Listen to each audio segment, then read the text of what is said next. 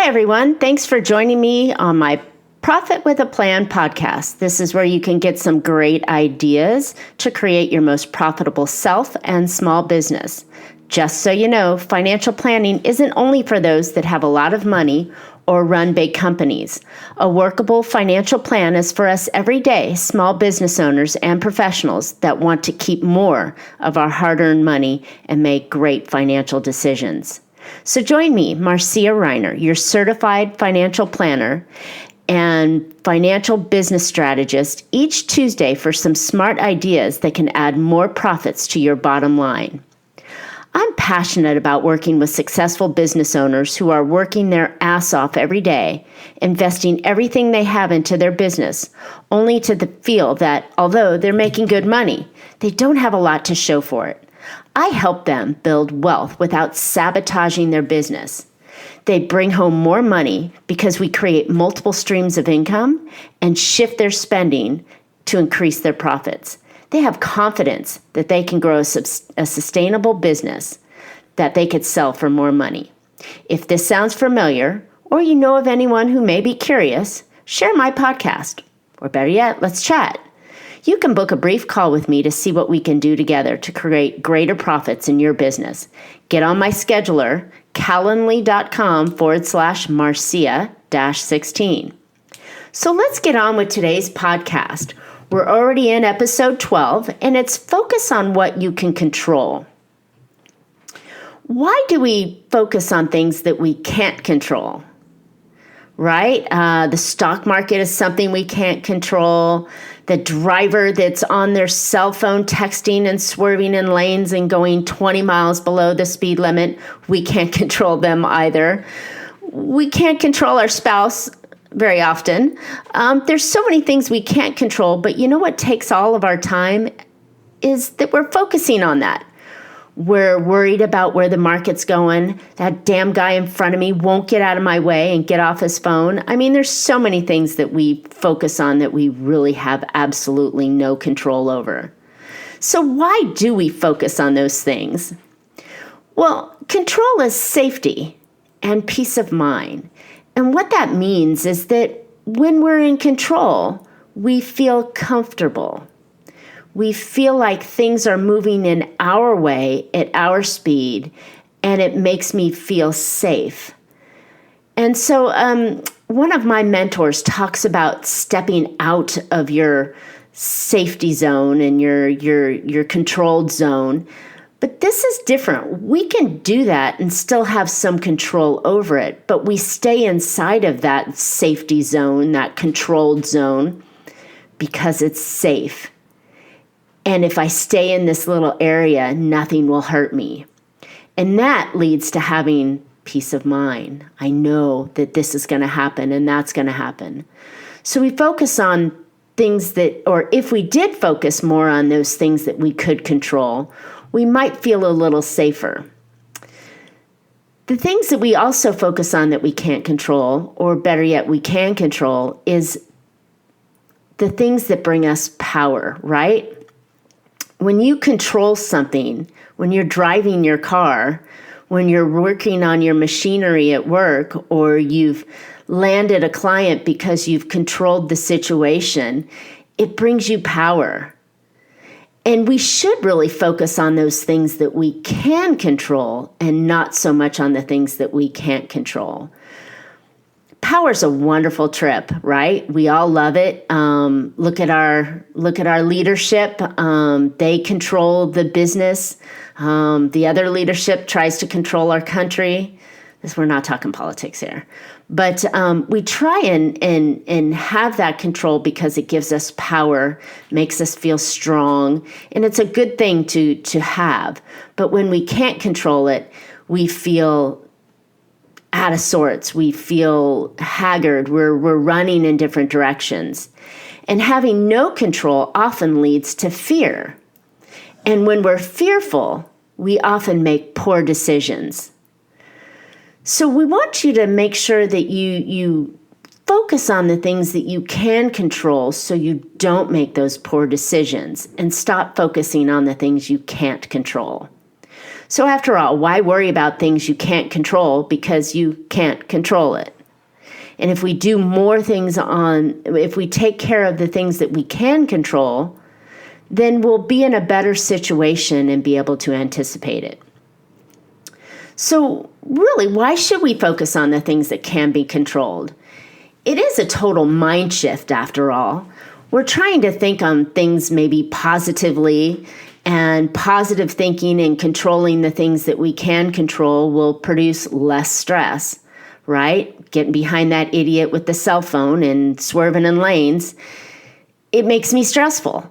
Well, if I stop worrying about him because I can't go up and honk my horn or run into him or do anything like that, it will make it less stressful. So I just have to do a mind shift and set myself up for the things that I know I have power over and I feel safe with and I can control. The other thing that we should focus on and why we should focus on things that we can control is risk management. That's kind of a step 2 in any of my financial planning is we go through a risk analysis and we say, what is it that's headed out there that maybe you can't control? And what are the things that you can do to control them or put as much control as you can onto them? So risk management is understanding and preparing for the uncontrolled and taking control back or shifting the risk in a different way. So insurance, for example, is a transfer of risk to somebody else. If you think you're going to have employees, then you need to have workman's comp.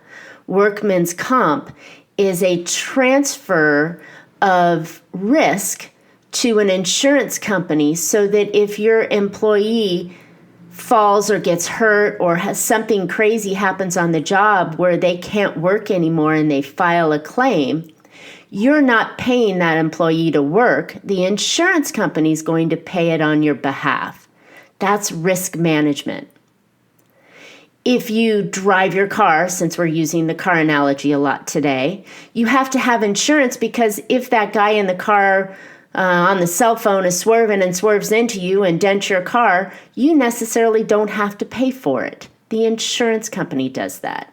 So things that are out of your control, you should have an understanding of what risks your company and you personally are taking and find ways of managing that risk or mitigating that risk by transferring it to somebody or something else. Those are insurance policies. But there's other things that you can do, safety precautions. You can understand the risk of loss. So if you're going into a new venture in your business and you think that it's going to have a 5 times return on your investment, but it only has a 1-time return on your investment, so you just make your money back, that's better than losing all of it and not making any money on it at all.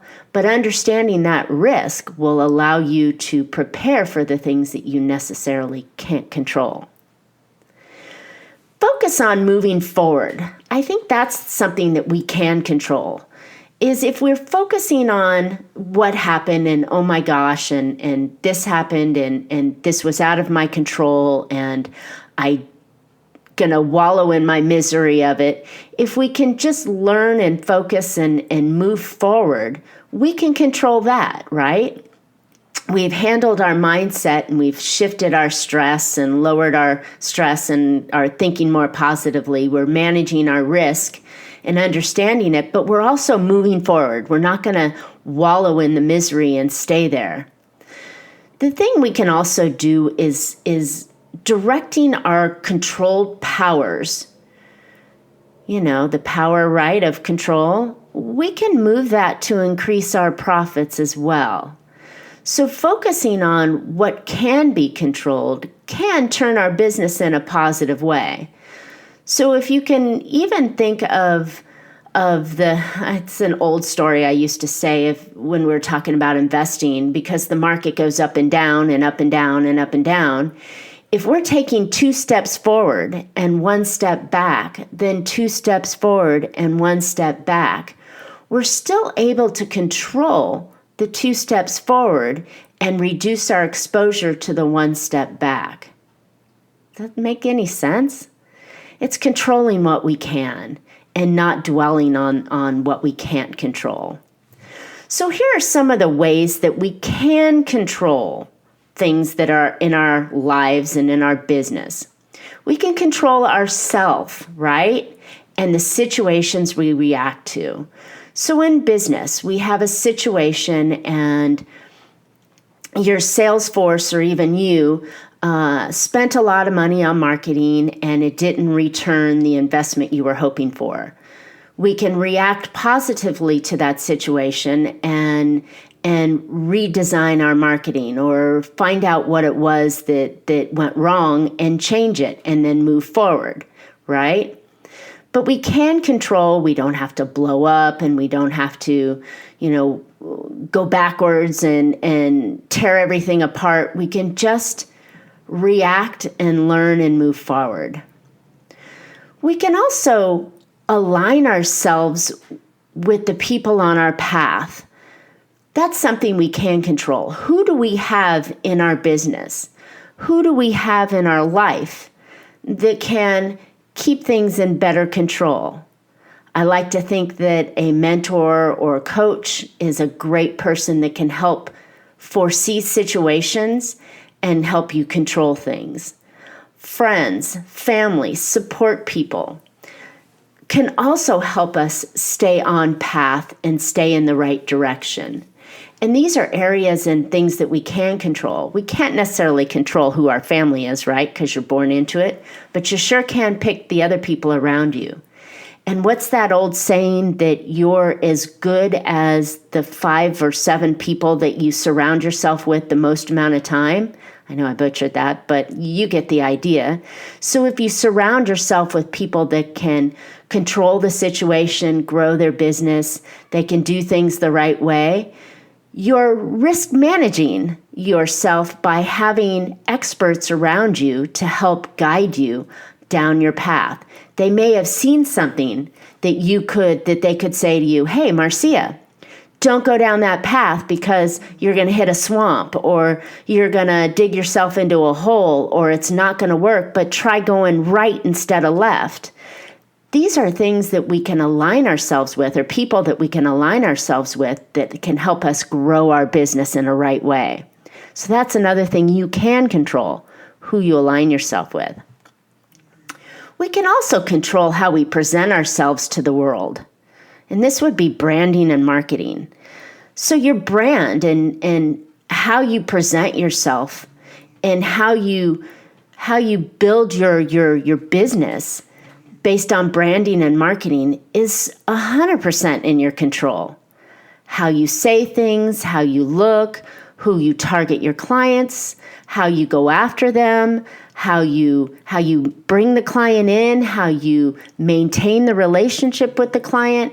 It's all things that you can do to present a better situation around you and your business, and you can control that. And then finally, how we can control some of the areas we can control are how you run your business morally, ethically, and where I'm coming from, most profitable. Those are things you can control. So you can do things for the right reason, and you can make sure that you're not hurting someone in the process, and you can make a fair trade for your services to make it profitable. Then you can do all the other tricks of managing your spending and bringing in your income in different ways and so on to make you more profitable. But those are all things that you can control, right? Your business is a lot more than 95%. I know people that throw around percentages are just full of beans. But I know that you can control a lot in your business. And if you can control how you react to the situation and you align yourself with the right folks, coaches and mentors and people who have done it before you and have great ideas, and then you can brand and market yourself respectfully, and then you can manage your client relationships to the best you can, you can truly run your business morally, ethically, and damn it, profitably, right? I'm not passionate about this, am I?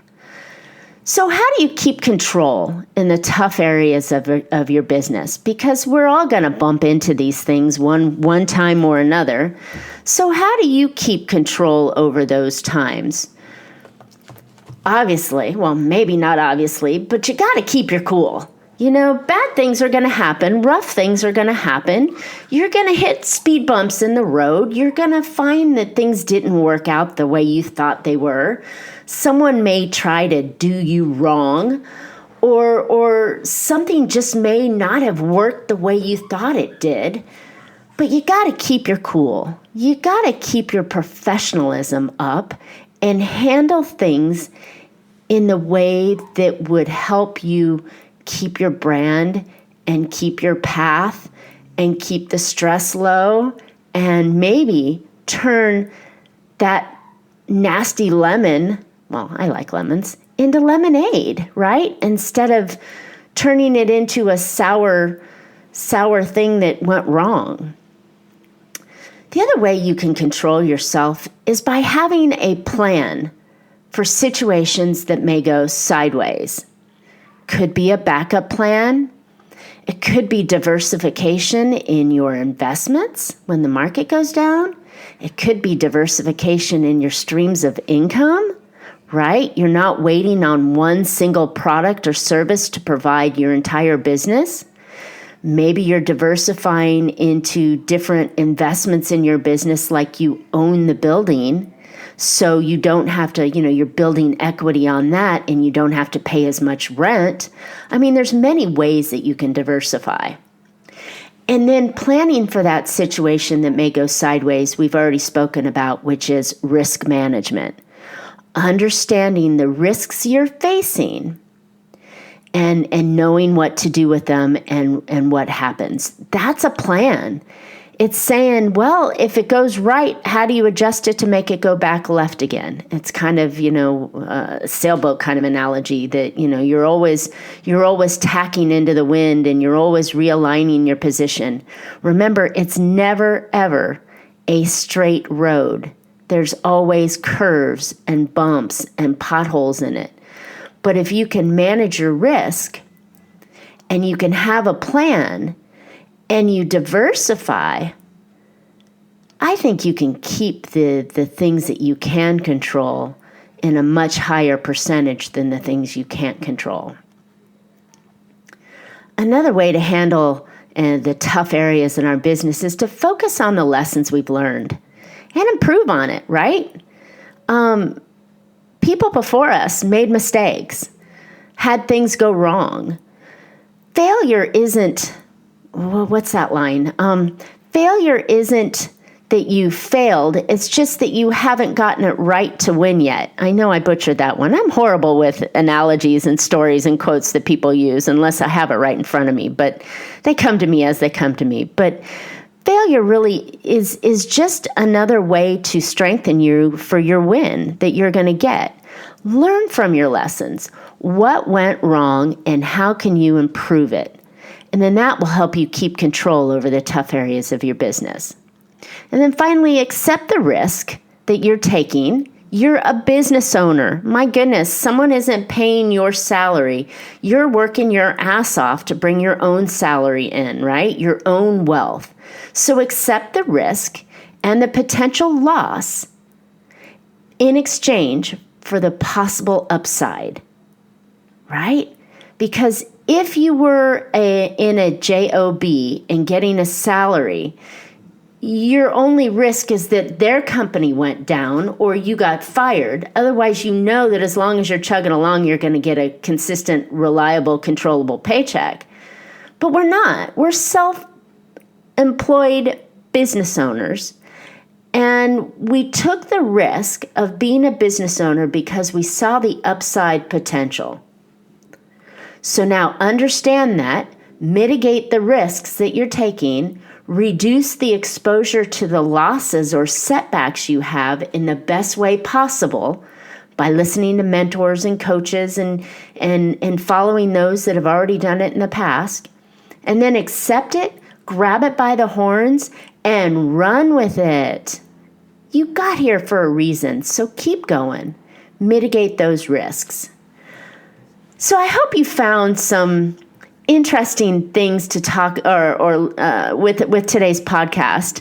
I know that we talked about a few different things here, but it's all about the things that you can control and focusing on those and not so much what you can't control, because what you can't control is always going to be there. But if we can focus more on the positive side of the things that we can control and make them stronger, you'll push out the things that you can't control along the way. So again, I hope you found an idea or two to put into your business that will make you have more control and be more profitable. And I appreciate you so much for listening. Don't forget to share me. So next week's show is on what's your end game. This is something that you should have set in your mind on day one, the day you open the doors for your business. What is the ultimate long-term strategy, the end game of your business? And then we'll talk about that next week, next Tuesday. So I'd love to hear your questions, feedback, and ideas for future shows. You can reach out to me on any of my social channels, Facebook, LinkedIn, Instagram, at Bella Financial, or Marcia Reiner, or on my website, bellafinancialgroup.com, which it's getting a makeover right now. Thanks, Brett. Thanks, Fred. Don't forget to subscribe to my podcast. You won't want to miss future podcasts. And please make sure that I'm not the best kept secret. Share this podcast with your friends. And if you do follow me, I'll give you my gift, which is my first step in the financial planning. It's called Get Financially Organized. And it's a little workbook that will help you get organized so we can work together, or you can work with anybody else. I find that many of my clients, the hardest part is getting them to get organized so we can start analyzing and making recommendations and helping them with their decisions, because they get so stuck in the minutia of trying to get organized. So this workbook has been quite helpful. So if you do sign up and follow me, I'll send you a copy of that workbook.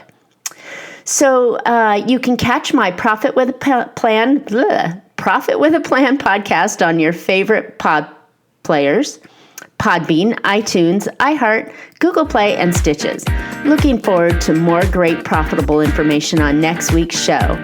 Until then, make your plans and profit with them.